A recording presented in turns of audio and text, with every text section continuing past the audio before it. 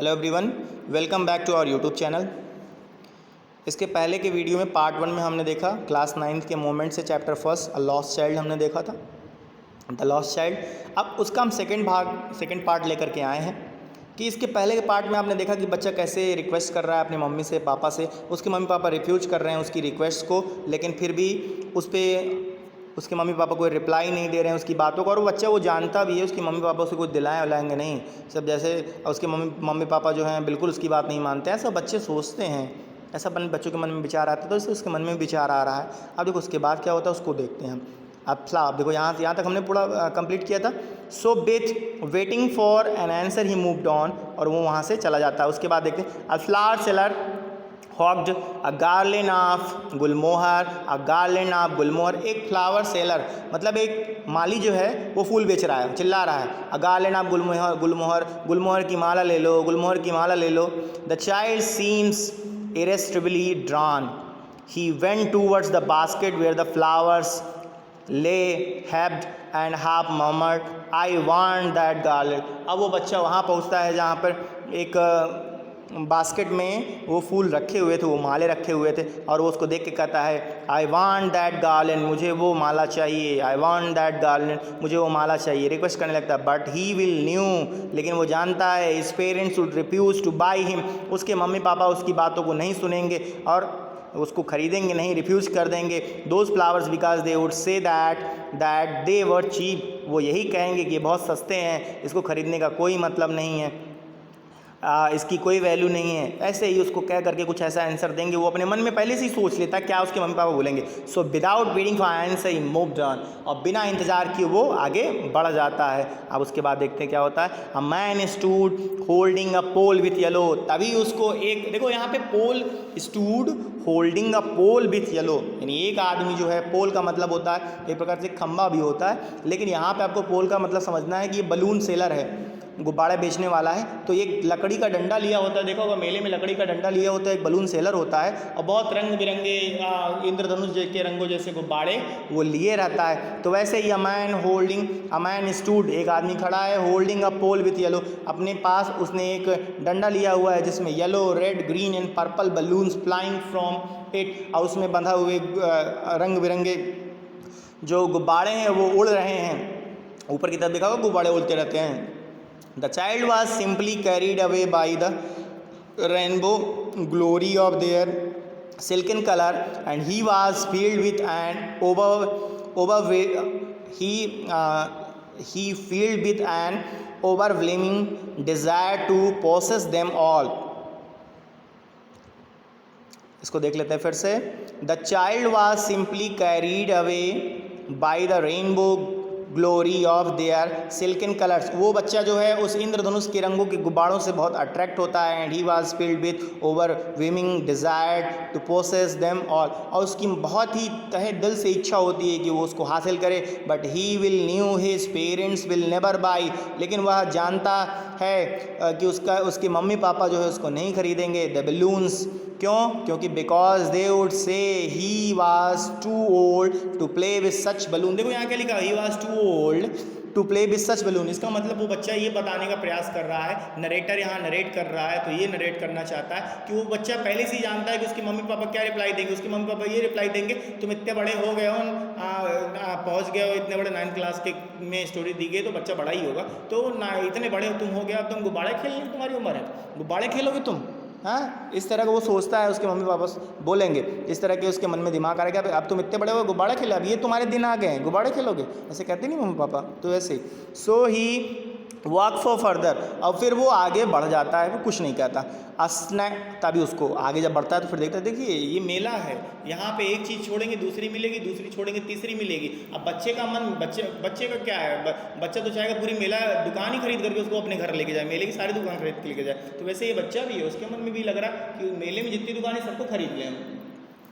A snack charmer stood playing a flute, तभी जैसे ही आगे बढ़ता है उसे दिखता है एक सपेरा, वो क्या काम कर रहा है, अपना वो बजा रहा है, वो देखा होगा आपने, उसको क्या बोलते हैं, बीन, हाँ बीन बजा रहा है। To a snake which coiled itself in a basket, जब वो बीन बजाता है तो वो जो सांप है वो टोकरी से अपने आप निकलता है। It is head raised in a graceful bend like the neck of a swan, और वो लाइक द, पूरा मैं पढ़ दे रहा हूँ उसको, swan while the music stole into its invisible ears like the gentle rippling of an invisible waterfall. जैसे आपने देखा होगा कि पानी में जब एक हंस तैरता है तो उस पर नृत्य करने लगता है, नाचने लगता है, उसी प्रकार से जब उस बीन की आवाज़ उस सपेरे के सांप पर पड़ती है तो देखो इनविजिबल ईयर्स दिया गया है यहाँ पे।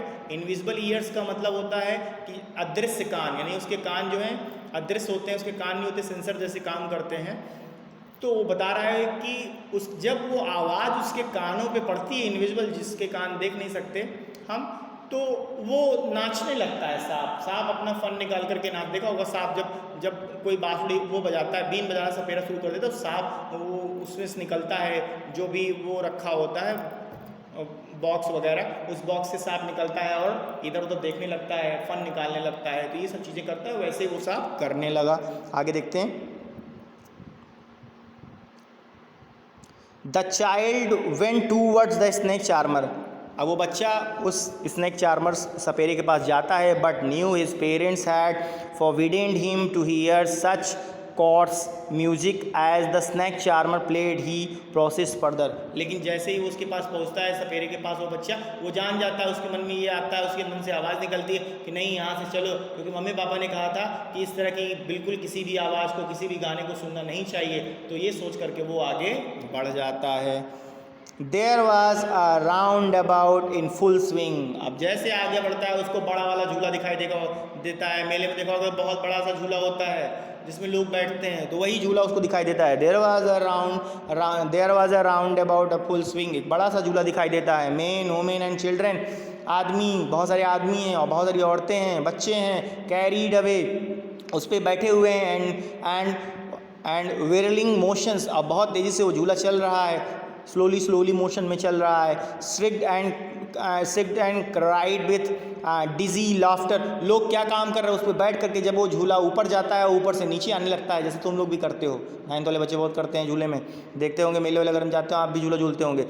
स्क्रिड and carried with dizzy laughter, लोग क्या करते हैं झूले पे चढ़ जाते हैं, जब झूला ऊपर जाता है और ऊपर से नीचे उतरने लगता है तो बहुत तेज़ी से चिल्लाने लगते हैं और हंसने लगते हैं बहुत तेज़ी। वैसे सबकी हंसी और चिल्लाने की आवाज़ सुनाई दे रही थी।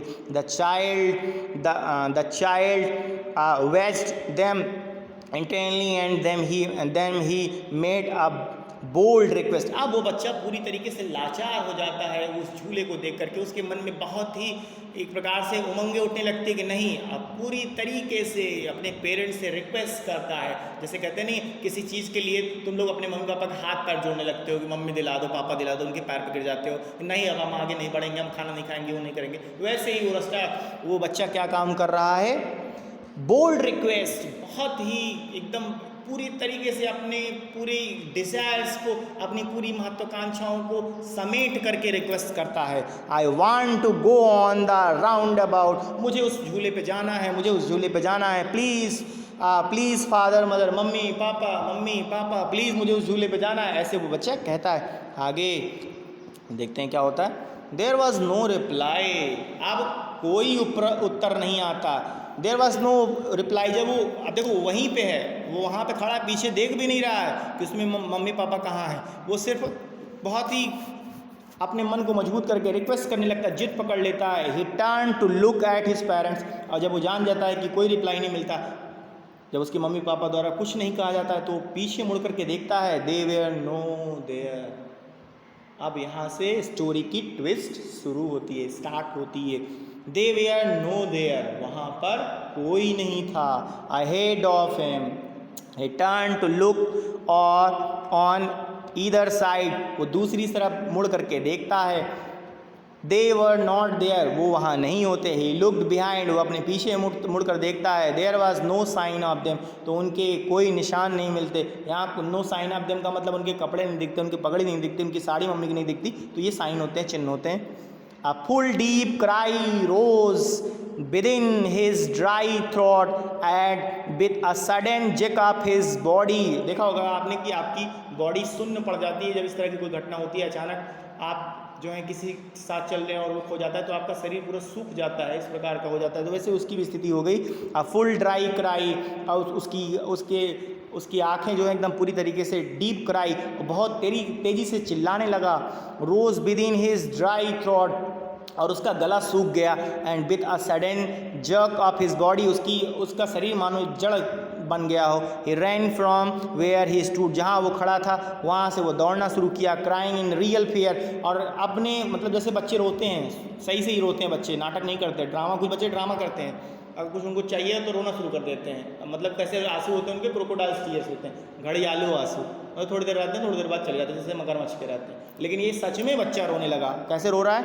मम्मी पापा चिल्लाने लगता है। रियल फियर, मदर फादर, मम्मी पापा। Tears roll down from his eyes, आंखों से उसके आंसू निकलने लगता है। हॉट एंड फेंस, his flushed face was convulsed with fear, उसका पूरा चेहरा जो है डर से भर जाता है। पैनिक स्ट्रिकन हो जाता है, उसका पूरे शरीर, उसके मन में पूरा डर बैठ जाता है कि उसके मम्मी पापा कहाँ चले गए। जिस तरह की फीलिंग होती है, आपने भी कभी फील किया होगा इस तरह, वैसे ही वो बच्चा भी डर रहा है। He ran to one side first, पहले वो एक तरफ भागता है, देन टू द अदर, दूसरे साइड भागता है। हीदर एंड इधर उधर वो भागता है, एक साइड जाता है फिर दूसरी तरफ साइड जाता है, इधर एंड इधर करता है, इधर उधर जाता है। इन ऑल डायरेक्शन, हर दिशाओं में जाता है। Knowing not where to do, और जानने का प्रयास कर रहा है कि कहाँ वैसा स्थान है जहाँ नहीं गए। Mummy papa.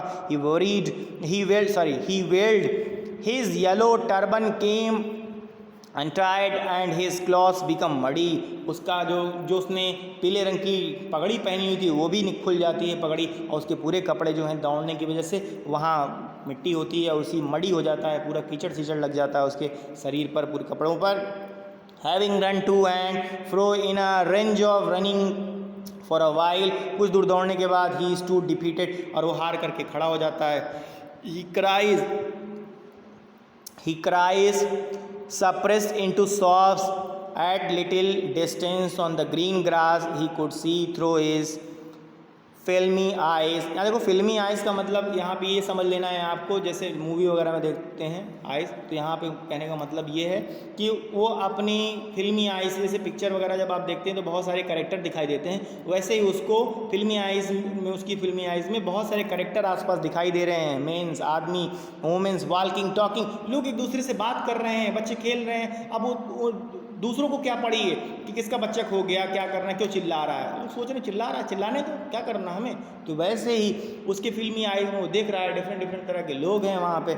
He tried to look intently among the patches of bright yellow clothes but there was no sign of his father and mother, वो अपने मम्मी पापा के साइन को ढूंढ रहा था, उनके कपड़ों को ढूंढ रहा था कि कोई उसके कपड़े का दिखे, उसकी मम्मी की साड़ी जैसा कोई साड़ी पहना हो, कोई औरत दिखे, कोई आदमी दिखे उसके पापा जैसा, लेकिन वहाँ पे कोई नहीं दिख रहा था। वो seem to laugh and talk, बस सिर्फ वहाँ पे वो लोग दिख रहे थे जो भीड़ में एकत्र थे, लोग आपस में हंस रहे थे, बात कर रहे थे।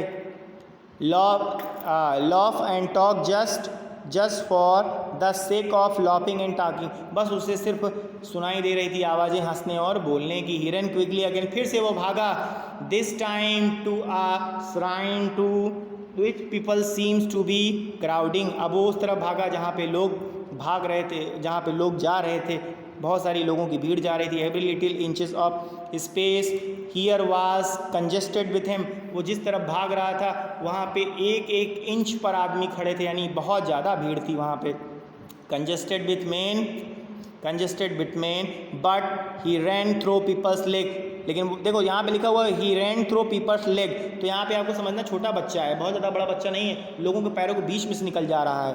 तो क्या काम कर रहा है? But he ran through people's leg, लोगों के पैरों के बीच से निकल जा रहा था। His little soft lingering mother father, वो निकल इसलिए जा रहा था कि वो बीच में चिल्ला रहा था मम्मी पापा near the entrance to the temple, और वो मंदिर के एंट्रेंस गेट तक पहुंच गया।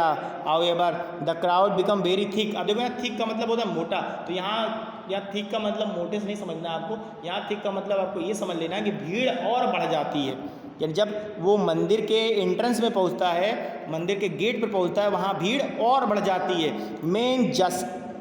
jostled each other heavy men with flashing murderous eyes and hefty shoulders। अब देखो, देखा होगा भीड़ में जो ताकती होते पहले पहुंच जाते हैं, जो मोटे मोटे आदमी होते हैं, देखा होगा एक दूसरे को धक्का मुक्की कर रहे हैं, जो मोटे आदमी एक दूसरे के ऊपर चढ़ के निकल जा रहे हैं, जो पतला आदमी है उसी में दब गया, अब वो मर जाता है। इस तरह का मेले में देखा होगा, भीड़ में, कुंभ के मेले में भी एक बार हुआ था, तो जब भी कुंभ लगा हुआ था, तो इस तरह होता है हर मेले में। आपके गांव में भी मेला लगता है, उसमें देखा होगा जो मोटे तंदुरुस्त आदमी होते हैं, एक वो क्या काम करते हैं, वो चलते रहते हैं, बस उनका काम है सिर्फ चलते रहना, आसपास जो उनके बीच में आता है वो अपने आप गिरता रहता है, उन लोगों से कोई मतलब नहीं। तो ऐसे जो मोटे कंधे जो मजबूत आदमी वो चलते रहे हैं, ये नहीं देख रहे हैं कि कौन बच्चा है नीचे, क्या किसी के ऊपर पैर पड़ जा रहा है, किसी कुछ पड़ जा रहा है, कोई मतलब नहीं, अपनी ही धुन में है, मस्त है अपनी धुन में सब।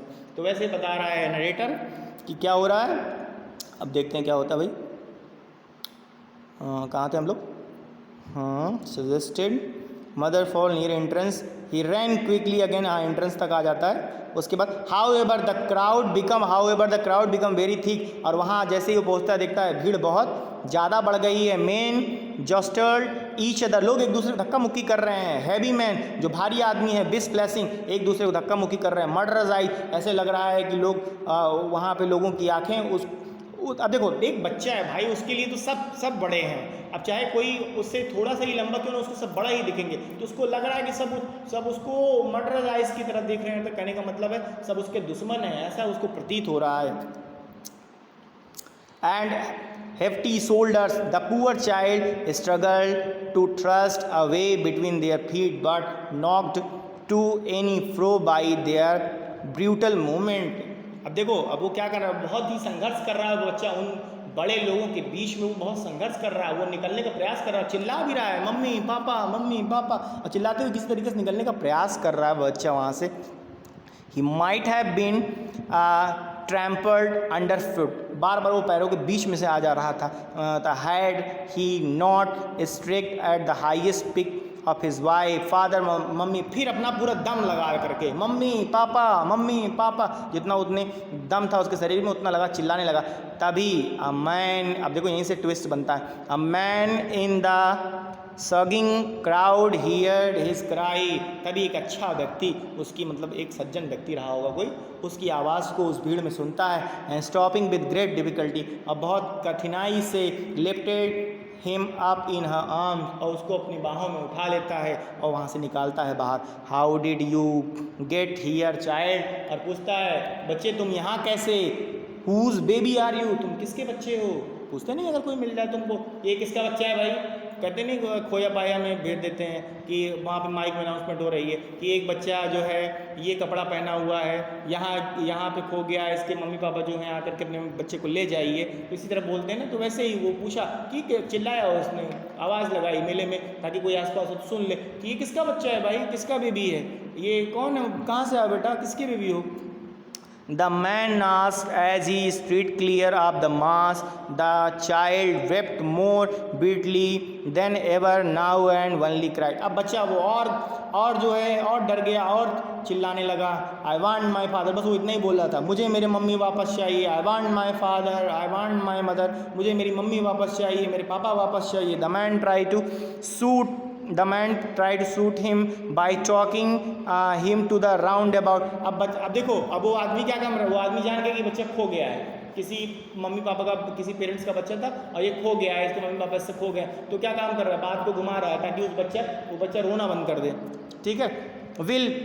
Will you have a ride on the horse, अब कहता है कि क्या तुम घोड़े की सवारी करोगे। अब उसका मन फुसलाते नहीं, बच्चों को फुसलाते हैं, जैसे कोई मम्मी ने मार दिया पापा फुसलाते हैं, पापा ने मार दिया मम्मी फुसलाते हैं, या किसी और ने मार दिया तो मम्मी पापा दोनों फुसलाते हैं कि चुप हो जाए, किसी तरीके रोना बंद कर दे। तो वैसे ही क्या कर रहा है वो आदमी भी कर रहा है, उसको बहलाने फुसलाने का काम कर रहा है। कैसे कर रहा है वो देखते हैं। How the man try to, ये तो हो गया था। Will you have a ride on the horse, क्या तुम घोड़े की सवारी करना पसंद करोगे। ही जेंटली आस्क, उसने बड़ी सज्जनता से, बहुत ही नम्रता से कहा। Ask as he approach the ring, जब वो रिंग के पास पहुंचा। The child throwed into 1000 sealed sobs and he only shouted, वो बच्चा सिर्फ इतना ही कह रहा था, वो उसने बिल्कुल मना कर दिया। I want my mother, I want my father, मुझे मेरे मम्मी चाहिए, मुझे मेरे पापा चाहिए। Now we are very near to close this chapter, so be careful. Last की 2 पैराग्राफ हम देख रहे हैं, ध्यान देखिए इसमें। The man headed towards the place where the snake charmer still. अब वो आदमी धीरे धीरे चलते चलते वहाँ पहुँच गया जहाँ पर वह सपेरा था। Still played on a flute to the weaving cobra, और अपने सांप कोबरा नाग को वो क्या कर रहा था, अपनी बीन से नचा रहा था। वहाँ पे पहुँच गया वो आदमी। Listen to that nice music child, कहता है वो आदमी कि बच्चे इस मधुर ध्वनि को सुनो, कितनी अच्छी आवाज़ निकल रही है। He played it but the child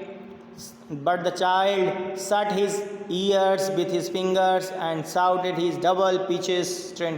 और बहुत रिक्वेस्ट करके वो आदमी कहता है कि बेटा अब इस म्यूजिक को सुनो, देखो कितनी भीड़ है यहाँ पे, देखो सपेरे कैसे कहते नहीं है, जैसे बच्चों को लुभाने के लिए, फुसलाने के लिए, देखो कैसे बजा रहा है, देखो कैसे सांप निकल रहा है, कहते नहीं, इसी तरह वो भी कह रहा है। लेकिन वो बच्चा क्या काम करता है, अपनी कान में उंगली डाल लेता है, अपने कान में उंगली डाल देता है और उस आवाज़ को नहीं सुनता है, फिर चिल्लाने लगता है और दम लगा करके, पूरी दम से। क्या लिखा, वो डबल पिच्ड, और आप ऊंची आवाज़ में कहता है I want my bag, I want my mother, I want my father, मुझे मेरे मम्मी चाहिए, मुझे मेरे पापा चाहिए। The man took him near the balloons, और वो आदमी वहाँ से चलता है और पहुँच जाता है कहाँ, गुब्बारे वाले के पास। Thinking the bright colours of the balloons would distract the children attention and quieten him.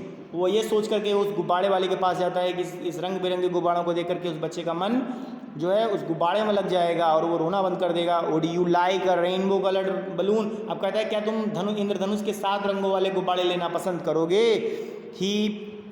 He प्रिसेसली ask, वो उससे पूछता है। The child turn his eyes, बच्चा अपनी आंखों को घुमा लेता है फ्रॉम द फ्लाइंग बलून्स, उड़ते हुए गुब्बारों की तरफ से अपनी आंखों को घुमा लेता है। एंड जस्ट स्टॉप, और फिर से वो चिल्लाना शुरू करता है, I want my mother, I want my father, मुझे मेरे मम्मी चाहिए, मुझे मेरे पापा चाहिए। The man still trying to make the child happy, वो आदमी हर प्रयास कर रहा है, कंटिन्यू प्रयास कर रहा है उस बच्चे को मनाने का।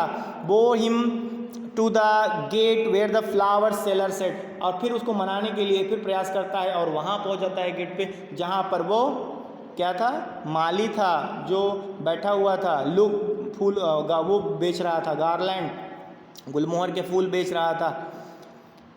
Look, can you smell those nice flowers, क्या तुम इस सुंदर फ्लावर्स की स्मेल को महसूस कर रहे हो, महक को महसूस कर रहे हो चाइल्ड, मेरे प्यारे बच्चे। Would you like a garland to put round your neck, क्या तुम अपने गर्दन में, क्या तुम अपने गले में ये इसको पहनोगे, ये माला जो है गार्लैंड, गुलमोहर की जो गार्लैंड है, इसको क्या अपने गले में पहनोगे। द चाइल्ड, अब उसको देखो यहाँ पर उस आदमी का सिर्फ मोटिव ये है कि वो उस बच्चे का ध्यान, अटेंशन खींचना चाहता है, क्योंकि वो बच्चा कंटिन्यूसली क्राई कर रहा है, रो रहा है, तो वो चाहता है कि उस बच्चे का ध्यान बढ़ जाए, वो कुछ समय के लिए शांत हो जाए, जिससे उसको ढूंढने में उसके मम्मी पापा को आसानी हो। तो वो उसका वही टारगेट था और वो हर तरीके से प्रयास कर रहा है, क्योंकि वो जेंटलमैन है, वो एक सज्जन व्यक्ति था। नहीं, मेले में किसी के बच्चे की क्या परवाह पड़ी है, चिल्ला रहे हो, छोड़, अगर तुम मेरी बात नहीं मान रहे हो तो मैं तुमको छोड़ दूंगा, ऐसे लोग फीलिंग रखते हैं आज के समय में। लेकिन फिर भी वो बहुत जेंटलमैन था, बहुत सज्जन आदमी था, तो उसने डिसीजन लिया था कि नहीं, मैं इसको शांत करा के ही रहूँगा, तो हर संभव प्रयास कर रहा था वो। The child turn his nose away from the basket, और वो बच्चा क्या काम करता है, उस टोकरी से अपनी नाक को हटा लेता है। Irritated his sob, I want my mother, I want my father, फिर वो कहता है मुझे मेरे मम्मी चाहिए, मुझे मेरे पापा चाहिए। Thinking to humour his disconsolate charge by a gift of sweets, the man took him to the counter of the sweet shop, और वो आदमी क्या काम करता है, उसके आदमी के दिमाग में चलता है कि इसको मिठाई पसंद होगी तो इसको मिठाई की दुकान पे ले चलते हैं, वहाँ पर हो सकता है ये चुप हो जाए। The man took him to the counter of sweet shop, और वो मिठाई की दुकान पे, हलवाई की दुकान पर उसको लेकर के जाता है। What sweet would you like child, अब कहता है प्यारे बच्चे तुम्हें कौन सी मिठाई पसंद है, ही आस्क्ड, वो उससे पूछता है। The child turn his face, वो बच्चा मिठाई की दुकान से अपना चेहरा हटा लेता है, फ्रॉम द स्वीट, मिठाई से, सॉफ्ट एंड ओल्ड, सॉफ्ट, और फिर वो चिल्लाने, only soft, soft and only soft, और वो फिर वो चिल्लाने लगता है I want my mother, I want my father, मुझे मेरे मम्मी चाहिए, मुझे मेरे पापा चाहिए। इसको मुल्कराज आनंद जी ने लिखा है, ये इंडिया के राइटर हैं। इंडियन राइटर है। देखिए, तो इसमें आपने इतना पढ़ा और इसमें आपको ये समझ में आया कि एक छोटा सा बच्चा है। पहले मैं स्टोरी थोड़ा सा नॉर्मली मैं बता दे रहा हूँ इसको फिर से समरी के तौर पे, जिससे आपको समझ में आ जाए कि एक बच्चा है, वो अपने मम्मी पापा के साथ मेला देखने जाता है। उसके मम्मी पापा, बच्चा बहुत नटखट है, उसके मम्मी पापा उसको लिवा के जाते हैं, लेकिन उसके मम्मी पापा उसकी किसी भी डिज़ायर, किसी भी महत्वाकांक्षा को पूरा करने का प्रयास नहीं करते, क्योंकि उसकी फीलिंग ये है कि वो सब कुछ खरीदना चाहता है मेले में। तो अपने मम्मी पापा से बहुत रिक्वेस्ट करता है, लेकिन उसको नहीं मिलता। तभी वो आगे बढ़ता है और कुछ समय के बाद वो अपने मम्मी पापा से बिछड़ जाते हैं।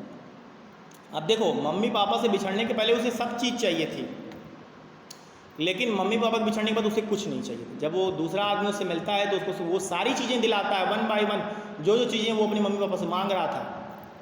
लेकिन नहीं, वो लड़का नहीं लेता वो चीज़ें, उसको मिल रही तब भी नहीं लेता। तो इससे ये यहाँ पे ये मोरल पॉइंट से निकल रहा है, मुलराज आनंद ये बताना चाहते हैं कि एक बच्चे की फीलिंग जो है वो उसके पेरेंट्स से होती है। अगर उसके मम्मी पापा उसके साथ हैं तो वो बच्चा चाहता है कि संसार की सारी चीज़ों को वो अपनी मुट्ठी में कर ले। यदि किसी भी बच्चे के पेरेंट्स उसके साथ होते हैं, वो चाहता है इस दुनिया की सारी खुशियाँ उसके कदमों में रहें, लेकिन उसके मम्मी पापा नहीं रहते, उसके मम्मी पापा उससे दूर हो जाते हैं, तो बच्चा चाहता है कि इस संसार की सारी खुशियाँ उससे चली क्यों ना जाए, लेकिन उसके मम्मी पापा मिल जाए। यहाँ तो कहने का मुलराज आनंद जी को नरेट करने का स्टोरी का मतलब सिर्फ मोटो यही था, ये बताने के लिए कि बच्चों, आपके लिए, आपके जीवन में आपके मम्मी पापा, आपके पेरेंट्स से बढ़कर के इस संसार में कोई भी मूल्यवान वस्तु नहीं हो सकती। उसको आप कद्र करना सीखिए, अपने मम्मी पापा की रिस्पेक्ट करिए, उनका सम्मान करिए, उनके लिए कुछ करने का प्रयास करिए और उनकी सिचुएशन को समझने का प्रयास करिए। बहुत सारे पेरेंट्स आज भी ऐसे हैं जो पुअर फैमिली से बिलोंग करते हैं, वो बहुत प्रयास कर रहे हैं, बहुत कठिन परिश्रम कर रहे हैं अपने बच्चों को पढ़ाने के लिए और संघर्ष के साथ पढ़ा भी रहे हैं। लेकिन कभी कभी होता ये है कि बच्चों की सारी डिज़ायर्स को फुलफ़िल नहीं कर पाते हैं। तो यहाँ पे बच्चों को भी समझना चाहिए कि वो कितनी कठिनाई, कितनी मुश्किलों से अपनी खुशियों को दांव पे लगा करके अपने आपकी खुशियों को पूरा कर रहे हैं। तो उसमें आपको ये सोचना चाहिए कि आपको अपनी छोटी छोटी खुशियों को भी समेटना चाहिए और ज़्यादा से ज़्यादा प्रयास करना चाहिए कि आप अपनी सारी खुशियाँ अपने मम्मी पापा से शेयर करें। तो इसी के साथ ये चैप्टर कंप्लीट होता है, चैप्टर फर्स्ट जो आपका था द लॉस्ट चाइल्ड। अब इसका क्वेश्चन आंसर लेकर के हम नेक्स्ट वीडियो में आएंगे। तो आज के लिए बस इतना ही। Thank you. जय हिंद, जय भारत।